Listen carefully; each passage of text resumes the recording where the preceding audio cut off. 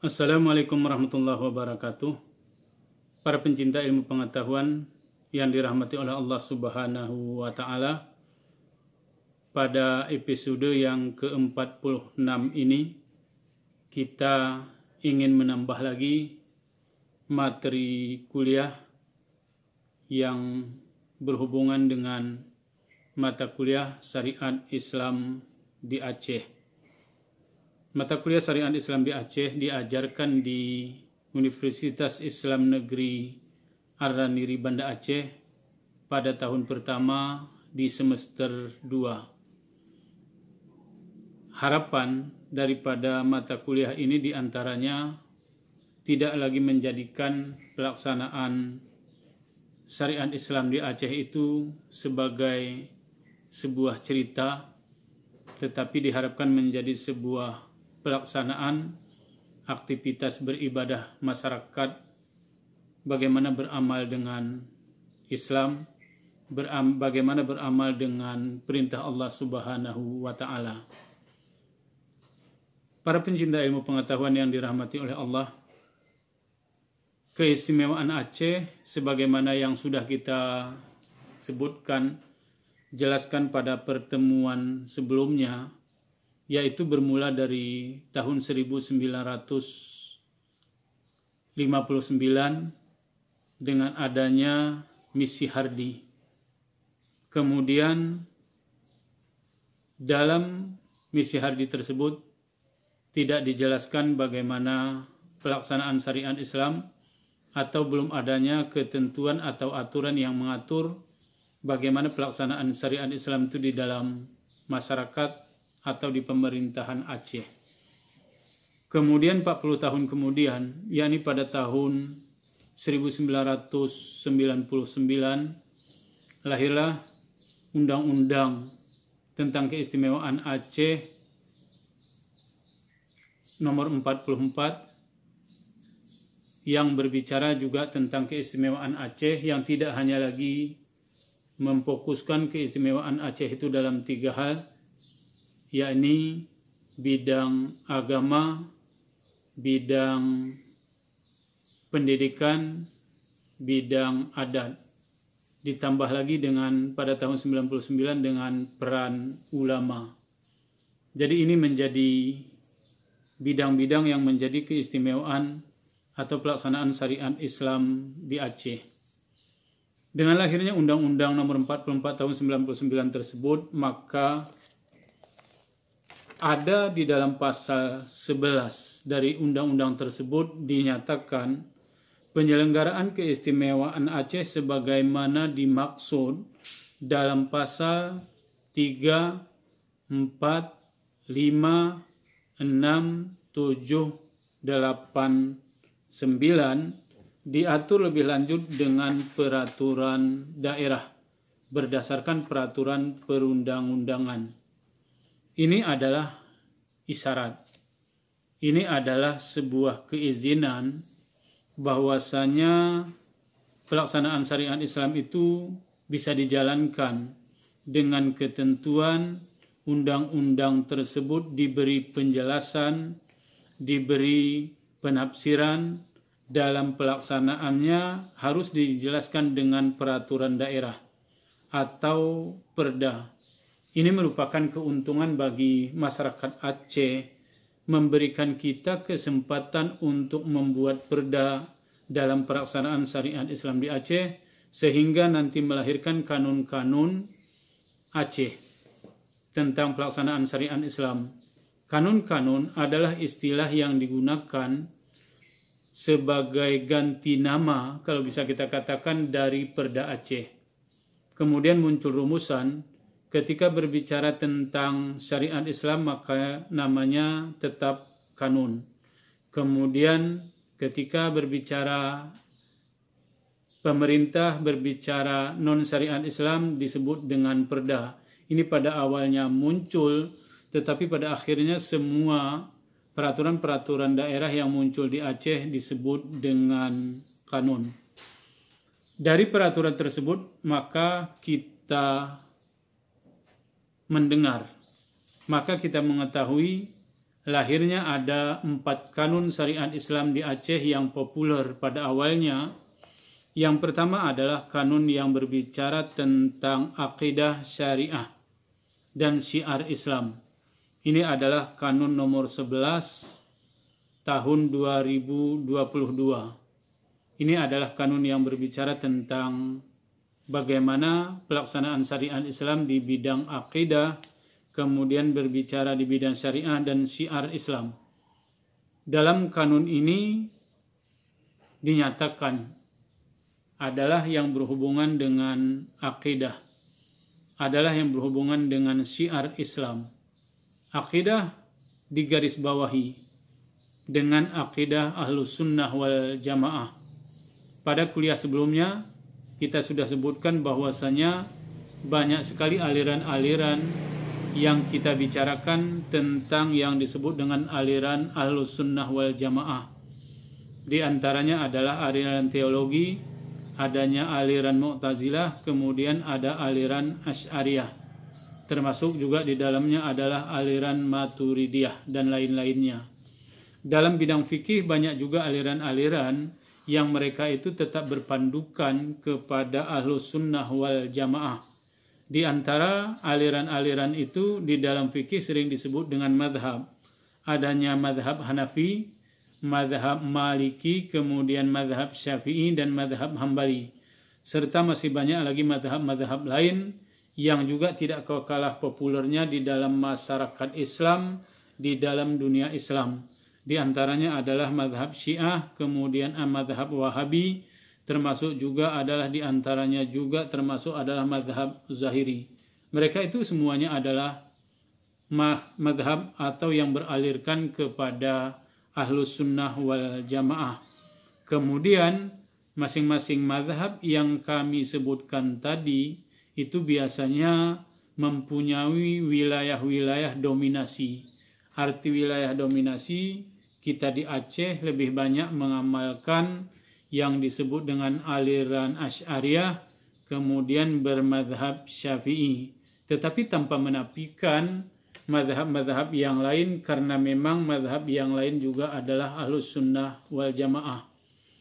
Kemudian ketika kita berbicara tentang syariat Islam, atau ketika kita berbicara dalam kanun nomor 11 tentang syiar Islam.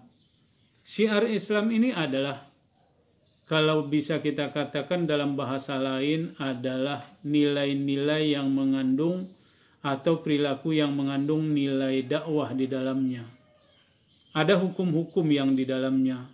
Menurut Asy-Syatibi, ketika kita berbicara syiar Islam, sebenarnya syiar Islam itu pada dasarnya tidaklah mengandung nilai hukum wajib. Dia itu adalah sunat muakkad. Umpamanya salat jamaah, kemudian memakai jilbab. Tetapi karena di dalam salat jamaah itu ada syiar, kelebihan pelaksanaan Islam di Aceh, ketika sampai waktu salat, maka semua orang atau kebanyakan orang berbondong-bondong menuju kepada masjid. Itu menunjukkan kita ini adalah daerah syariat Islam. Ketika kita melihat di pasar-pasar, di mana-mana di sekeliling Aceh, kita melihat banyak orang, bahkan hampir semua orang mengenakan jilbab. Jilbab itu adalah syiar. Itu adalah sebagai bukti kemusliman orang. Walaupun ada orang yang berpendapat sebenarnya bahwasanya orang yang tidak berjilbab juga bisa dikatakan sebagai muslim. Tetapi dari sisi syiar yang dimana dia dikatakan syiar, bahwasanya ketika sunat muakkad di dalamnya ada syiar, maka menurut Asy-Syatibi dia itu menjadi wajib. Jadi masyarakat Aceh, karena adanya pelaksanaan syariat Islam, maka jilbab itu menjadi wajib dalam kehidupan bermasyarakat. Itu adalah pada kanun nomor 11. Kemudian ada lagi sesudah itu pada tahun 2003 lahirlah kanun nomor 12, yaitu kanun yang berbicara tentang khamar, berbicara tentang minuman keras. dalam kanun ini adalah kanun yang dalam istilah fikih, aturan yang ada di dalam fikih itu, di dalam khamar menganut hukuman hudud. Arti hudud adalah sebuah ketentuan hukuman yang diatur di dalam kanun dengan jumlah dan ketentuan perbuatan yang sudah ditentukan oleh Allah Subhanahu wa taala. Orang yang minum khamar, maka dia harus dicambuk sebanyak 40 kali. Itu adalah hudud. Artinya, orang yang minum khamar, walaupun dia sekali, walaupun dia sedikit minum, maka hukumannya tetap dihukum dengan 40 kali. Itulah artinya hudud. Tetapi bagi mereka-mereka yang tidak minum, bagi mereka-mereka yang menyediakan fasilitas, bagi mereka-mereka yang menjual, itu tidak dikenakan hudud. Karena di dalam ketentuan syarak, dalam ketentuan Al-Quran, dalam ketentuan hadis, yang dihukum hudud hanyalah yang meminum. Jadi bagaimana bagi mereka-mereka yang menyediakan fasilitas, membuka tempat-tempat yang membolehkan minum khamar? Bagi mereka-mereka yang ketangkap sedang mengedarkan minuman khamar, mereka dikenakan hukuman takzir. Mereka dikenakan hukuman, boleh jadi mereka itu dihukum dengan hukuman yang ganda, di samping umpamanya dia itu harus dicambuk, mereka yang menyiapkan fasilitas akan dicabut izin usahanya, mereka yang menjual umpamanya atau mengedarkan kalau dia tidak mempunyai usaha, maka boleh jadi dia akan didenda di samping dicambuk. Ini adalah sebuah ketentuan-ketentuan hukum yang ada di dalam kanun nomor 12, yakni kanun tentang khamar dan minuman keras. Selanjutnya, lahirlah kanun nomor 13, yakni berbicara tentang maisir atau perjudian. Ini juga ketentuan-ketentuan yang terdapat dalam perbuatan maisir atau perjudian, karena tidak ada ketetapan-ketetapan yang pasti tentang hukumannya bagaimana dilaksanakan di dalam ayat, maka ulama fikih di Aceh merumuskan bahwasanya hukuman terhadap maisir, orang yang main judi itu adalah dihukum dengan hukuman takzir. Ada ketentuannya ketika di dalam kanun, ketika kita baca dia punya jumlah. Artinya jumlah itu tidak didasarkan kepada ketetapan berdasarkan Al-Quran dan hadis. Itulah yang disebut dengan istilah hukuman takzir. Hukuman takzir itu adalah hukuman yang hukumannya ditetapkan atau jumlah besarannya ditetapkan berdasarkan ketetapan pemerintah atau ketetapan mujtahid yang ditetapkan oleh pemerintah. Itulah yang disebut dengan takzir. Kemudian selanjutnya adalah kanun nomor 14 yang berbicara tentang khalwat. Khalwat atau perbuatan yang dalam bahasa fikih disebut dengan perbuatan yang asyik maksuk. Artinya perbuatan yang dilakukan bersepi-sepian atau bersunyi-sunyian di antara dua orang yang bukan muhrim. Ini adalah yang disebut dengan perbuatan khalwat. Namun dalam perkembangannya, ketika perjalanan kanun berjalan terus, kita bisa pahami orang selalu bertanya, kenapa khalwat diatur? Kenapa perbuatan zina tidak diatur? Ini menjadi perdebatan di kalangan masyarakat, sehingga sebahagian masyarakat mengatakan bahwasanya kanun tentang zina itu lebih bagus diatur daripada khalwat itu sendiri. Ini alasan yang digunakan pada saat itu. Kenapa yang dikatakan khalwat dulu diatur, sehingga nanti pada satu saat diharapkan munculnya adanya aturan tentang zina dan seterusnya? Karena dalil-dalil mengatakan bahwasanya perbuatan zina itu adalah perbuatan hudud yang ketentuannya diatur berdasarkan Al-Quran az-zaniyatu waz-zani fajlidu kulla wahidin minhuma mi'ata jaldah. Ini adalah sebuah perbuatan yang pembuktiannya sangat sulit dibuktikan. Karena ayat mengatakan bahwasanya perbuatan zina itu dilakukan, harus dibuktikan atau harus disaksikan oleh 4 orang saksi yang dapat melihat secara langsung. Karena itu syariat Islam di Aceh dijalankan dari awal dengan sifatnya yang preventif. Artinya apa? Ayat mengatakan bahwasanya sebuah perbuatan khalwat atau sebuah perbuatan yang dia itu berindikasi kepada perbuatan zina, maka perbuatan itu yang terlebih dahulu lebih penting dilarang. Apa artinya perbuatan yang menghantarkan atau perbuatan yang akan berakibat pada perbuatan zina? Di antaranya di dalam Islam disebut dengan perbuatan khalwat, adalah perbuatan di mana orang dilarang untuk mendekati, kata-kata wala taqrabuz zina. Kata-kata mendekati adalah satu perbuatan atau beberapa perbuatan yang dia itu punya indikasi untuk melangkah kepada perbuatan yang dia itu diharamkan oleh Allah Subhanahu wa taala. Ini adalah sebuah pemahaman dari dalil.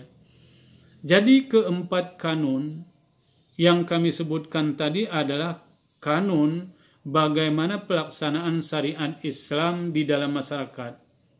Bagaimana syariat Islam itu dijalankan dalam masyarakat. Mungkin dari sisi lain bisa kita tambahkan pemahaman kita. Keempat kanun yang dimaksudkan tadi, bila kita lihat dari sisi atau dari sudut maqasid asy-syariah, daripada tujuan pelaksanaan syariat Islam, maka kita bisa melihatnya. Yang pertama sekali kita pahami dulu apa itu maqasid asy-syariah. Maqasid asy-syariah itu adalah berbicara pada 5 hal penjagaan atau hifzu, pemeliharaan terhadap. Yang pertama adalah hifzuddin, adalah pemeliharaan terhadap agama. Kemudian yang kedua adalah akal. Agama, akal, kemudian keturunan, kemudian harta. Ini agama, jiwa, akal, keturunan, harta. Ini 5. Yang wajib dipelihara di dalam Islam, yang wajib dijaga dalam makna konsep ulama usul fikih. Hifzu, pelihara agama, pelihara jiwa, pelihara akal, pelihara keturunan, kemudian pelihara akal. Ini adalah merupakan hal yang dianggap penting di dalam Islam. Namun dalam pemahaman selanjutnya saya sudah pernah katakan dalam video-video sebelumnya, mungkin pada saatnya nanti kita tidak berbicara lagi pada tingkatan hifzu. Pada tingkatan selalu kita bertahan. Kita bertahan dalam bidang agama, kita bertahan dalam bidang jiwa, berbicara tentang akal, berbicara tentang keturunan, berbicara tentang mempertahankan. Mungkin satu saat kita akan merubah pola itu dalam kehidupan beragama kita, pola kehidupan dalam berfikih kita. Kita tidak hanya cukup lagi dengan bertahan terus, tetapi kita mulailah berjuang. Bagaimana agama Islam tidak hanya dia pahami sebagai agama hifzuddin pada individual, tetapi bagaimana agama Islam itu dijadikan sebagai rahmatan lil alamin, dijadikan sebagai agama yang aslama. Apa arti aslama? Adalah agama yang memberi kesejahteraan. Tidak hanya individu, tidak hanya muslim yang menjadi sejahtera, tetapi kesejahteraan itu ada pada rahmatan lil alamin. Kembali kita kepada kanun tadi. Kanun nomor 11 adalah berbicara tentang agama, berbicara tentang akidah dan syiar Islam. Ini adalah berbicara tentang hifzuddin bila kita kaitkan dengan maqasid asy-syariah tadi. Kemudian yang selanjutnya adalah khamar. Khamar atau minuman keras. Ini adalah berbicara tentang bagaimana hifzul aqal. Sehingga Indonesia pada saat ini dianggap menjadi darurat 1. Darurat 1 artinya kebanyakan orang sekarang ini adalah orang yang mabuk-mabuk, penjualan narkoba, penggunaan narkoba sangat mengkhawatirkan negara itu sendiri. Ini kita kaitkan dengan hifzun din tadi. Untuk selanjutnya adalah ketika kita berbicara tentang maisir, berbicara tentang judi. Ini mungkin bisa kita kaitkan dalam kaitan dengan maqasid asyariyah tadi adalah hifzul mal. Bagaimana harta yang kita kembangkan, bagaimana harta yang kita cari itu tidak gunakan untuk hal yang sia-sia, untuk hal-hal yang tidak bermanfaat, tetapi kita gunakan pada hal-hal yang dia itu harta itu untuk apa kepentingan harta? Adalah untuk beribadah kepada Allah, untuk memberi nafkah kepada keluarga, untuk bersedekah dan seterusnya. Kita tidak menggunakannya untuk bermain judi. Kemudian untuk selanjutnya adalah kanun nomor 14 yang kami katakan tadi adalah kanun tentang khalwat. Bagaimana ini juga bisa kita kaitkan dengan hifzun nasal yang berhubungan dengan keturunan. Dari kanun ini ketika ini kita jaga kanun nomor 14 ini kita berharap satu saat tidak ada lagi orang yang lahir ke dunia ini sebagai orang yang tidak mempunyai orang tua, sebagai orang yang tidak mempunyai ayah, sebagai orang yang tidak mempunyai wali, sebagai orang yang tidak mendapatkan harta warisan, dan seterusnya. Ini tidak ada lagi orang-orang yang seperti ini dengan pelaksanaan syariat Islam itu. Jadi kanun-kanun ini kita laksanakan di dalam masyarakat kita. Sebagai penekanan akhir kami katakan bahwasanya pelaksanaan syariat Islam di Aceh adalah merupakan sebuah pemahaman, sebuah penafsiran dari Al-Quran dan hadis. Mudah-mudahan ada manfaatnya. Kami akhiri. Assalamualaikum warahmatullahi wabarakatuh.